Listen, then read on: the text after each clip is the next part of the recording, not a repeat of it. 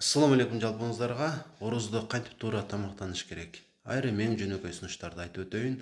Ооз ачар убагында суюктук менен тамакты чогуу эмес, биринчи тамак жеп алышты сунуштайм. Анткени кечке чейин ачка жүрдүк, иштедик дагы.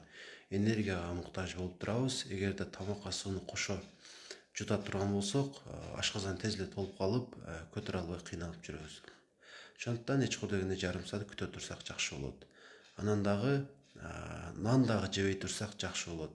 Анткени негедир орозо убагында кечке ачка жүргөндө аз эле тамакка курсак тоюп калат. Ошон үчүн нанды саарлыкка калтырсак ооз ачарга тамактын өзүн гана жесек. Этти көбүрөөк жеген аракет кылыңыздар. Энергияга болгон муктаждык көбүрөөк болот. Анан орозо убагында мүмкүн болушунча пайдалуу болгон азыктарды үйгө алып келип, баарынан жеп калган аракет кылыңыздар.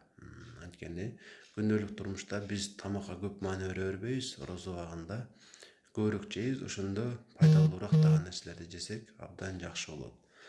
Анан орозонун биздин организмибизге кандай пайдалары бар, ошолорду дагы айрымдарын айтып коеюн. Биздин организмибизге зыян тийгизиши мүмкүн болгон 4 түрдүү нерсе бар. Булар вирус, бактерия, грибок и токсиндер. Орозо убагында ушулардын баарынан кутулабыз. Кантип? Бизде макрофаг деген иммундук клетка бар. Ал бардык вирустарды, микробторду, грибокторду жок кылат. Албетте 100% болбосо дагы азайтат. Кечке ачка жүргөндө ушул клеткалар айрыкча активдүү болуп, ушундай зыяндуу нерселерди жок кылуучу касиетке эгедер болот.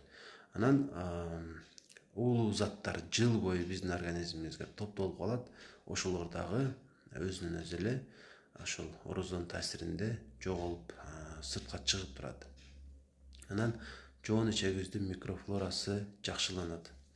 Бул гана эмес, мындан башка дагы пайдалары бар. Мисалы, сабырдуулукка бир топ жакындап калабыз. Негизи орозо сабырдын жарымы. Кадимки турмушта 1 саат ачка калсак чыдабайбыз, орозо убагында кечке чейин ушундай Кудайдын ыраазычылыгы үчүн деп ачкалыкка дагы, суусаганга дагы, элдин терс сөздөрүнө дагы маани бербей жүрө беребиз. Мындыктан баарыңыздарды орозо карманууга сунуштайм.